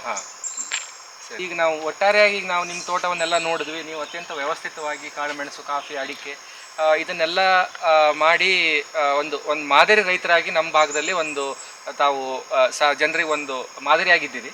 ಈಗ ನೀವು ಹೊಸ ಅಂದರೆ ಯುವಕರಿಗೆ ಅಥವಾ ಈ ರೈತರಿಗೆ ಮುಂದೆ ರೈತಾಭಿಯನ್ನು ಮಾಡಬೇಕು ಹೇಳೋರಿಗೆ ನಿಮ್ಮ ಸಲಹೆ ಏನು? ಅಲ್ಲ, ರೈತಾಭಿಯನ್ನು ಉತ್ತಮವಾಗಿ ಮಾಡ್ಬೋದು, ಉತ್ತಮವಾಗಿ ಮಾಡ್ಕೊಂಡು ಹೋದ್ರೆ ನುಕ್ಸಾನಿಲ್ಲ. ನಾನು ಈಗ ಒಬ್ಬರು ನೌಕರಿಗೆ ಹೋಗ್ತಾರೆ ಅಂತ ಇಟ್ಕೊಳ್ಳಿ, ಅವ ಅಲ್ಲಿ ಹೋದರೆ ದಿನಕ್ಕೆ ಒಂದು 15-16 ತಾಸು ಕೆಲಸ ಮಾಡ್ತಾನೆ. ಅವನಿಗೆ ಒಂದು 20,000-25,000 ಸಂಬಳ ಸಿಗಬೇಕಾದ್ರೆ 14 ತಾಸು ಕೆಲಸ ಮಾಡಬೇಕು. ಅದೇ ಅವ ತನ್ನ ಜಮೀನಲ್ಲಿ 8-10 ತಾಸು ಮಾಡ್ಕೊಂಡ್ರೆ 25,000 ರೂಪಾಯಿ ಅವನು ಆರಾಮ್ ಗಳಿಸ್ತಾನೆ. ನನಗೆ ನಂಬಿಕೆ ಇದೆ, ವಿಶ್ವಾಸ ಇದೆ. ಈಗ ಮತ್ತೆ ಈಗ ಒಳ್ಳೊಳ್ಳೆ ಉಪ ಬೆಳೆನೂ ಇದೆ, ಕಾಫಿ ಇದೆ, ಮೆಣಸಿದೆ, ಯಾಲಕ್ಕಿನೂ ಮಾಡ್ಬೋದು, ಬಾಳೆನೂ ಹೊಸದಾಗಿ ಒಂದೇ ಬಾಳೆ ಮಾಡಿದ್ರೆ ಅದರಲ್ಲಿ ಉತ್ಪನ್ನ ಬರ್ತದೆ, ಸಂಶಯನೇ ಇಲ್ಲ. ಅಂದ್ರೆ ಈಗ ಮುಖ್ಯ ಬೆಳೆ ಆದಂತ ಅಡಿಕೆ, ತೆಂಗಿನ ಜೊತೆಗೆ ಕಾಫಿ, ಕಾಳುಮೆಣಸು ಅಥವಾ ಬಾಳೆ, ಯಾಲಕ್ಕಿ ಉಪ ಬೆಳೆಗಳನ್ನ ಬೆಳೆದು ಕೃಷಿಯಲ್ಲಿ ನಾವು ಅತಿ ಹೆಚ್ಚಿನ ದುಡಿಮೆ ಪಡೆದು ಜೊತೆಗೆ ಒಂದು ಉತ್ತಮ ಜೀವನವನ್ನು ನಡೆಸಿಕೊಂಡು ಉತ್ತಮ ಜೀವನ ಕ್ರಮದಲ್ಲೂ ಬದುಕಬಹುದು ಅಂತ ನಿಮ್ಮ ಅಭಿಪ್ರಾಯ? 20 ವರ್ಷದ ಹಿಂದೆ ನಾವು ಈ ಬೆಳೆಯನ್ನ ಬೆಳೆದರೆ ಅದಕ್ಕೆ ಮಾರ್ಕೆಟ್ ಸೌಲಭ್ಯ ಎಲ್ಲ ತೊಂದರೆ ಇತ್ತು. ಈಗ ಕಾಫಿ, ಮೆಣಸು ಈ ಕದಮದಲ್ಲೇ ಮಾರ್ಕೆಟ್ ಆಗ್ತದೆ. ಇನ್ನು ಬಾಳೆಹಣ್ಣು ಬೆಳೆದ್ರೆ, ಬಾಳೆಕಾಯಿ ಕೆಲವು ವೇಳೆ ರೇಟ್ ಇರೋದಿಲ್ಲ, ಆ ರೇಟ್ನಲ್ಲಿ ಸುಕೇಳಿ ಮಾಡಿ, ಕೆಲವರು ಸುಕೇಳಿ ಮಾಡಿ ಅದನ್ನು ಮಾರುಕಟ್ಟೆ ಮಾಡಿ ಲಾಭದಲ್ಲಿ ಗಳಿಸೋರು ಇದ್ದಾರೆ. ಹಾಗಾಗಿ ಅದನ್ನು ನಾವು ಮಾಡಿದ್ರೆ ಅನುಕೂಲವಾಗಿ ಬೆಳೆಯನ್ನು ಬೆಳ್ಕೊಂಡು ಲಾಭದಾಯಕವಾಗಿ ಪರಿವರ್ತಿಸ್ಕೊಳ್ಬೋದು. ಮತ್ತೆ ಇನ್ನೊಂದು ಪ್ರಶ್ನೆ ಏನಂದ್ರೆ, ಈಗ ಕಾಫಿಯನ್ನು ನಾವು ಪ್ರೊಸೆಸ್ ಮಾಡಿ ಆದಮೇಲೆ ಸಾಮಾನ್ಯ ಎಷ್ಟು ಸಮಯದವರೆಗೆ ಇಡಬಹುದು? ನಾವು ಈಗ ಹೊಸದಾಗಿ ಬೆಳೆದಿದ್ದಕ್ಕೆ ಆ ವರ್ಷನೇ ಕೊಡ್ತಾ ಇದ್ದೇವೆ. ಒಬ್ಬರು ಹಿರಿಯ ರೈತರು ಬೆಳೆದವರು 2 ವರ್ಷದವರೆಗೂ ಇಡ್ತಾರೆ. ಏನು ಕ್ವಾಲಿಟಿ ಕಾಳುಮೆಣಸನ್ನ ನಮ್ಮಲ್ಲಿ ಸರಿಯಾಗಿ ಪ್ಯಾಕ್ ಮಾಡಿ 6-8 ವರ್ಷ ಇಟ್ಟವರು ಇದ್ದಾರೆ. ಆದರೆ ಕಾಫಿಗೆ ಒಂದು 2 ವರ್ಷದವರೆಗೆ ಇಟ್ಟವರು ಇದ್ದಾರೆ ಅಂತ. ಆದ್ರೆ ಈ ರೇಟ್ನ ನೀವು ಹೇಳಿದ ಈ ರೇಟ್ನಲ್ಲಿ ಇಟ್ಟರು ಲಾಭ ಇಲ್ಲ, ಅದಕ್ಕಿಂತ ಬಡ್ಡಿದೇ ಲಾಭ ಹೆಚ್ಚಾಗ್ತದೆ. ಮತ್ತೆ ಈಗ ಮಾರ್ಕೆಟ್ ತುಂಬಾ ಹೈಯಲ್ಲಿ ಮಾರಾಟ ಮಾಡುವಂಥದ್ದೇ ಒಳ್ಳೇದು ಈಗಿನ ದರದಲ್ಲಿ.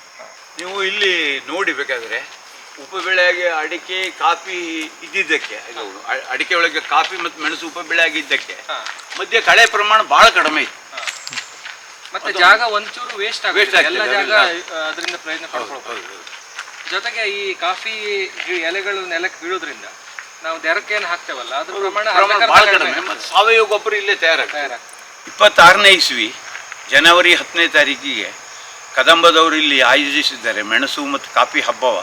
ಅದಕ್ಕೆ ಎಲ್ಲ ಬೆಳೆಗಾರರು ಬಾಂಧವರು ಬಂದು ಇದರ ಅನುಭವವನ್ನೆಲ್ಲ ಪಡ್ಕೊಂಡು ಇನ್ನೂ ಹೆಚ್ಚಿನ ಬೆಳೆ ಬೆಳೀಲಿಕ್ಕೆ ಅನುಕೂಲವಾಗಲಿ ನಾನು ತಮ್ಮಲ್ಲಿ ವಿನಂತಿ ಮಾಡಿಕೊಡ್ತೇನೆ.